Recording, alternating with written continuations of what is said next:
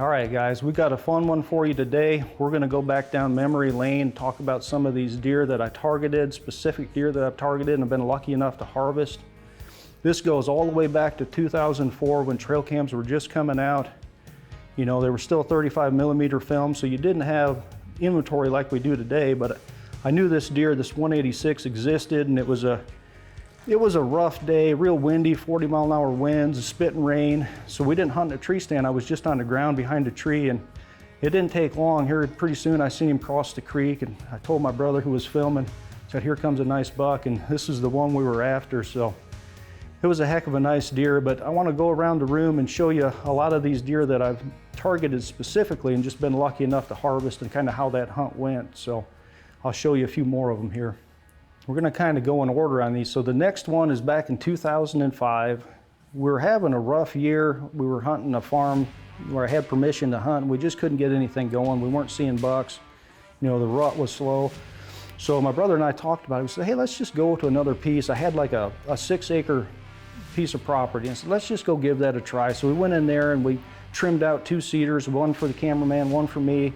It's one of the coolest hunts I can ever remember, and this is one buck that we didn't target. Like I said, we just went to this property just thinking, let's give it a shot. You never know what could happen. It never seems to happen to me, but in this case it actually did. We got in there early. It was a real crisp morning in the teens, and you know, pretty soon we could hear a buck grunting, and we knew what was going on. He kept getting closer and closer. He's chasing the doe, right? Well, he pops out where my brother can actually film him, but I still can't see him because I've got a wall of cedars. You know, finally the doe comes out and walks right underneath my tree, and when that happens, I'm like, well, whatever's coming, I can hear this thing grunting. I said, it's gonna walk right past me, so, you know, I feel good about this.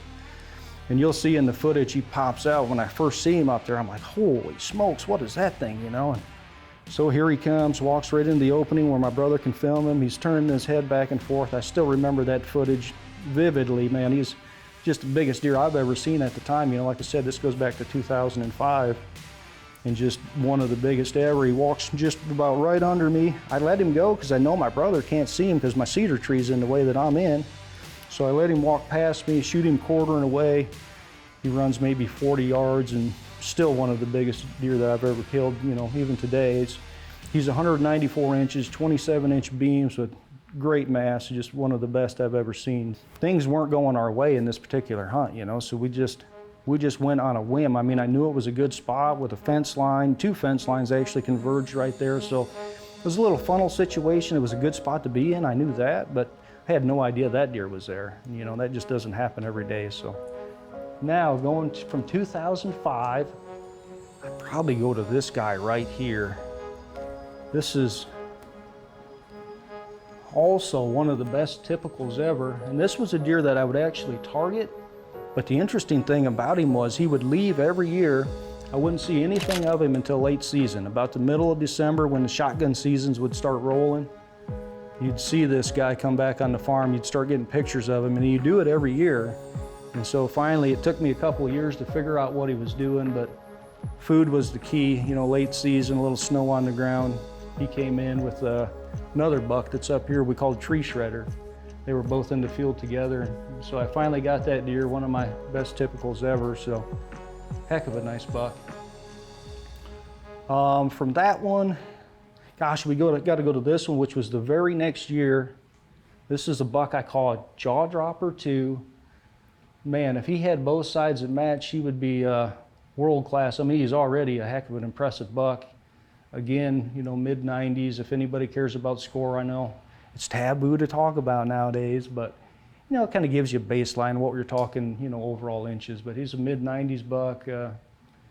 He was one that I actually hunted for about 30 days, you know, kind of figuring out where he liked to be. And that historical data is always so important to me. You know, where was he the year before at the same time of year? A lot of times you'll find him right there the next year and the year after that. So, you know, was just putting my time in on him, and I think it was November 18th. Here he comes across the cut bean field walking right at me. And it's like, okay, this is about to happen. You know, what's going to go wrong this time? But cuts the corner, and I was just self-filming with a little handy cam. So when he gets close, I just put that in my pocket. So I don't have the kill shot, but I've got him coming across the bean field right at me. So pretty neat, a heck of a deer. After that one, see, would be going to 2014. Oh, another buck up here. Second row up, this kind of narrow 10 up here.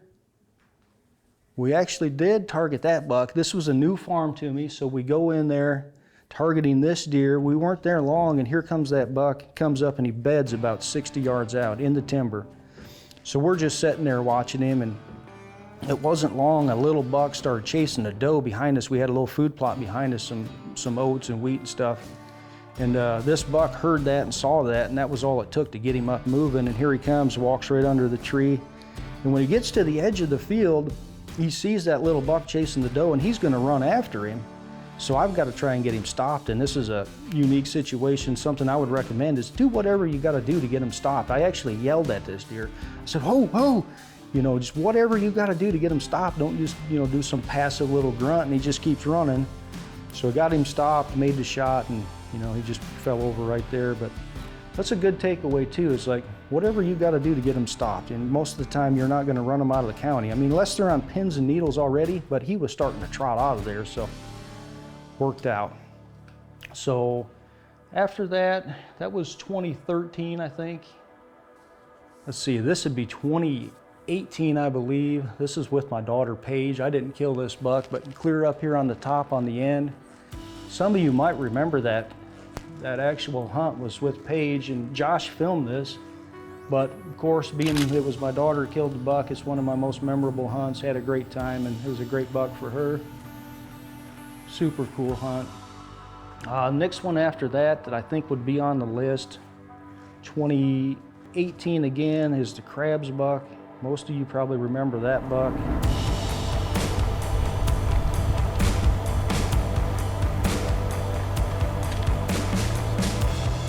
All right, guys, November 4th, we're back in that area. I've been hunting crabs. We're just on the beyond the east end of that food plot we've been hunting. A couple days ago, we hunted in a little draw right down there. It's a heck of a setup. Everything comes together right here, like I said. We'll sit in here a couple hours and see how it goes.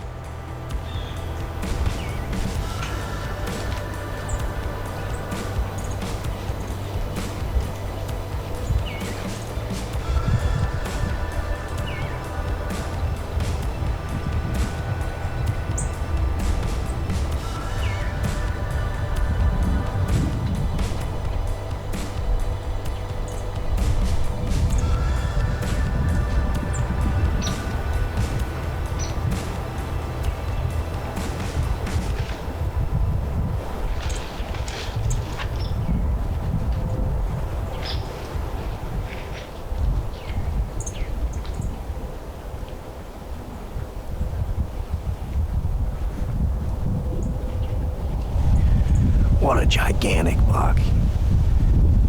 So fortunate to even be able to see a deer that size.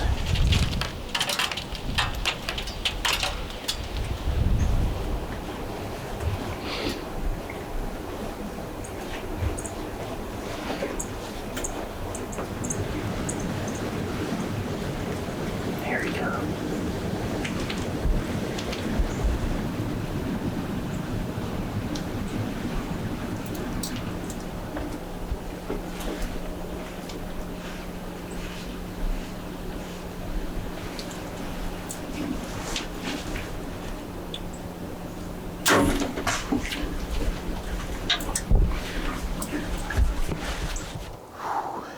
That's a giant, guys. Let's go put our hands on him. Oh my word, guys.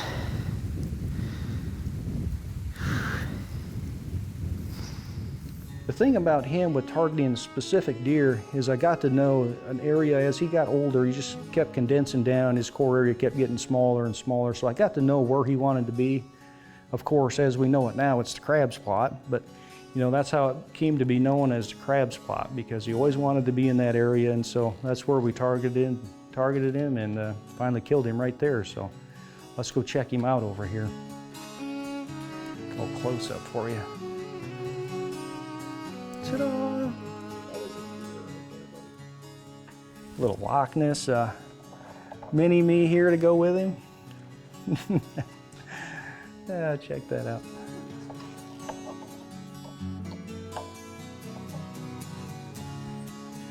2018.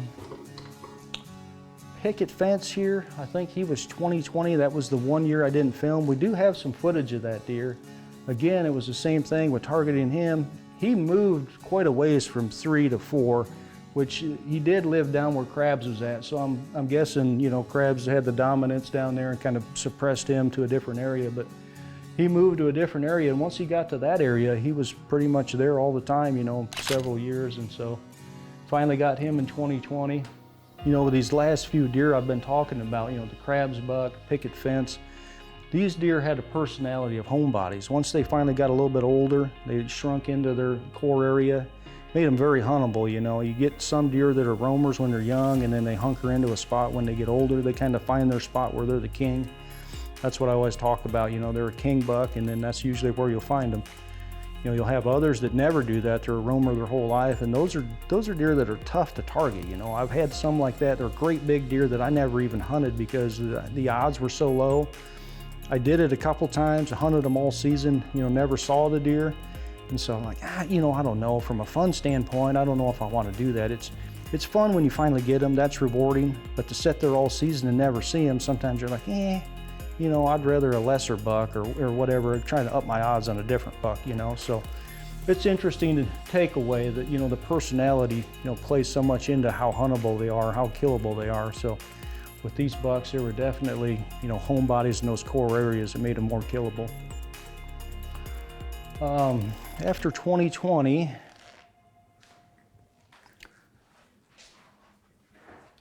you know, very similar thing with this buck up here on the left. It's got all the mass, just a super massive buck. And same thing with him. He just kind of became a homebody. Now, he was a homebody when he got to October. You know, he'd summer somewhere else and then he'd come back in October and then he was always there. But the thing I remember about that buck, after I shot him, I heart shot him, and my arrow was hanging out the other side, and it was twitching every time his heart would beat. The arrow was bouncing like that. It was pretty wild to watch, but it's the one thing I remember about that hunt. It's pretty crazy. A lot of you guys probably remember the next one to the right, the Wolverine buck.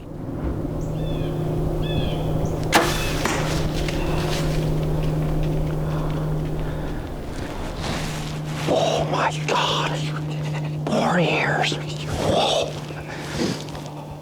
That's a fitting deer to take first deer after losing my dad right there. You know, he put a whooping on me for about 4 years. I hunted that deer, you know, off and on. I didn't hunt him every day, but for about 4 years, seasons, hunted that buck. And a lot of you probably remember when I got him, that was a special hunt for me. One of the ones I was probably most excited about, even though he's not, you know, my biggest scoring buck. Just to finally get that deer was something special, you know. And of course, my dad had just died, you know, a month before that, so it was an emotional hunt. You know, I remember walking out that morning, and none of you guys seen this. We didn't have the camera rolling, but I was super emotional that day. You know, cried like a little baby walking out, you know, thinking about my dad and all that. So pretty wild hunt, one I'll never forget. Next buck up that I can think of is White 8. He was down in that same plot where we got the Loch Ness buck. Joe was filming that day, and again, he was a homebody in that area. You know, you had 60 to 80 acres to hunt him, where he was always seemed like he was in that area. Of course, you don't know if they cross the road or whatever, and you don't see him. But you know, anytime that I ever seen the deer, he was in that 80-acre area. So we just went down and hunted where we thought he would be and where he was normally at. Joe and his wife, they filmed him the year before right there as well.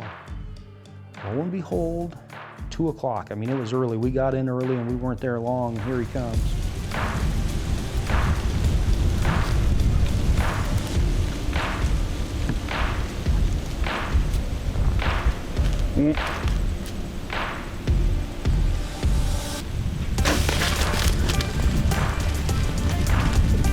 Whoa! Oh my God, buddy! We were not here, what, 10 minutes? Oh, that's unreal. That's what we were talking about with him being locked down. You just gotta find the one time he's not. You know, the way that spot sets up, you know, it's a little bottom field there, and it just keeps getting narrower and narrower by that tree stand. And most of the time they don't skirt up on the hill, they just stick to that bottom field right there. So it's just a great pinch, great funnel. was the same thing Loch Ness did. When he came out, he was up on that hillside. Well, he worked right down into that little bottom section, working off to the north, you know, so they seem to do it, and that's where we'll keep hunting them as long as they keep doing it. So, I mean, food's key down there as well. I mean, we've always got food, so they've got a reason to be there. You know, in regards to that time of year, I mean, you just got to pick those spots that are high odds. For me, I want to be around food, and I want some kind of a funnel situation. I always talk about that. Give me the best odds. So if you're around food, you're probably around does. And then you've also got that funnel situation. So if they're chasing, running, whatever they're doing, they're probably going to go by you, you know, just based on travel alone. So always try to couple those two things during the rut, and seem to work out good on him. So. Next up, I guess, is the wide 9. He would be, I believe, next, and same thing right there in that death row area. And you know, I've talked about before, I like to set up my food sources with a go-between, and that's where I'm going to have my tree stand. I want some kind of a crossing, mowed path, farm access, something like that, where they go from one food source to the other, and that's where I'm going to be waiting right there. Any place you can pinch them down, you know. Like the crab spot's about 4 acres, so I mean, it's pretty tough bow hunting 4 acres, but if you can get them in a little spot where it pinches them down, like death row right there, it's killer. And that's where he was, you know, he's out in the food source that day, but we were super stoked to get that buck as well. When he walked up to him, you know, laying, we could see him from the rear view, and he just looked so stinking wide, you know, he looked awesome. So that was a good hunt, a lot of fun that night. Then I guess, next on the list, stickers. Oh yeah, I forgot about stickers. He's way up top. And go up there? Oh yeah. All right, let's go. Kind of a neat mount we have here, Rye. These 2 bucks on one of the farms I had in southwest Iowa, they got tangled up and drowned in a pond. First time I'd seen that. That's pretty cool. And Joe did the mount for me. So that's neat. Another one I've got here, you guys might remember, is a Stickers buck. We hunted him for, about a month, a few weeks anyway. He comes out, presents me a 40-yard shot, and I was gonna take that shot. I'm like, it's a very makeable shot, but then he angled steep quarter in a way. It was too steep, more than I was comfortable with, so I just let him walk off. And I think that's a good takeaway too. When they're only 40 yards, that's a tough calling situation without getting spotted or busted in that case. So just let him walk off, walked around the other side of the corn where he couldn't see us, and then I started calling at him, you know, hit him with the snort wheeze, rattled a little bit, hit him with a grunt, and he didn't come right in like I expected him to. I thought he'd spin around, come right back, but he circled up around the corn and then walked down the edge. He knew exactly where that sound came from. He walked right down the edge, right to the base of my tree, so didn't have too far of a shot on that one. That's one even I can make. But he didn't go far. Another great hunt. I guess that brings us to last year. We've got the Decoy buck, you guys remember? You're going a little out of order here, aren't you? Well, Should have saved the best for last. I was saving the best for last. You got that right, yeah. There's one that's hiding still, but the Decoy buck, I mean, I love the frame on that deer. I mean, he doesn't score high, you know, which is fine with me. I don't care about that, but just has a beautiful frame. I mean, I love the way he looks on the wall, and that hunt was awesome too, you know, with those other bucks that came in after the decoy, and then we had the buck fight, and then to finally kill him over the decoy, that was the buck we were after. It was pretty awesome. And as Rye alluded to, there is one special deer left. A little spike horn I killed when I was 12. No, that's not it. No, it's the Loch Ness buck. I'm sure you guys remember him. Right in the way of him here. But, you know, I didn't expect to kill that deer that early. Of course, I was gonna hunt him, give myself every chance I could to get a crack at him, but I was pretty surprised when it all worked out. October 7th. Is that way early?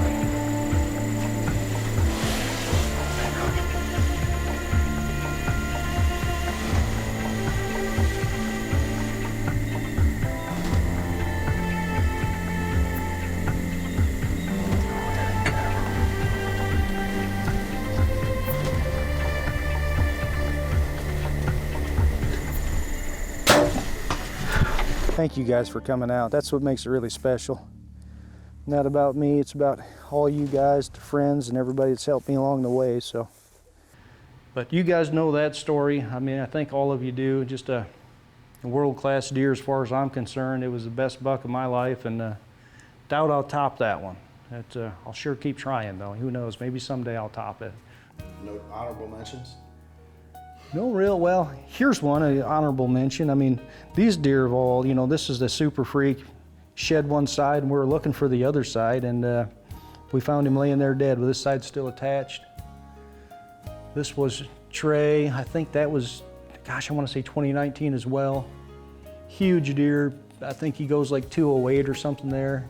Never got to hunt him, EHD, you know, is the nemesis. And then there's one over here that I don't like to talk about. I know Rye will definitely show the shot on this deer. These are his sheds actually. He was 195 right here with these sheds. And I set and I set for this deer, and finally I got my opportunity at him. A lot of you guys remember what happened. I sent an arrow about 6 feet over him, and I didn't know what happened at the time. And of course I thought about it and thought about it. The only thing I can think that happens, my cam hit the top of the blind.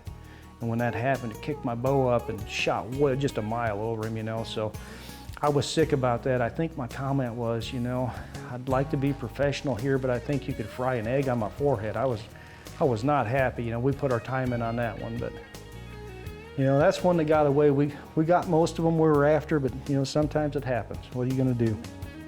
Cry about it, that's all I did. You got all of them, it wouldn't be as fun. Yeah, if you got them all, it wouldn't be as rewarding for sure, yeah. But anyway, that's my place here, a few of the bucks that we've killed on film, so hope you guys enjoyed it. Obviously, I've been super fortunate, you know, had a lot of chances at some really good deer, been blessed over my career, lifetime of hunting, whatever you want to call it. But, you know, coming from Michigan where, you know, most of the bucks I harvested were 1.5-year-old bucks, at least in the early years, you know, got a couple of nicer ones later on. But to have this become my dream, coming from hunting state land to wanting to move to Iowa and then doing that, and eventually was a landowner and you know, built everything that I wanted. I just kept, you know, making changes in my life to where I could hunt more, or things that allowed me, you know, to gain access to another farm, or now I got November off, or, you know, like becoming self-employed, all that kind of stuff. I just kept doing all these things that snowballed into turning it into this whitetail lifestyle that I love, you know. That's what I do now, is I get to live this almost every day. I'm out on the farm, whether it's doing food plots or row crop or whatever it might be, you know. It's just super fortunate to be in this situation, and I don't see it ending anytime soon. I mean, it hasn't got old yet, so hopefully this fall's got something good in store as well. We'll see soon enough. Thanks for watching, everybody. We'll see you guys on the next one. Thank you, Rye. Thank you, Owen.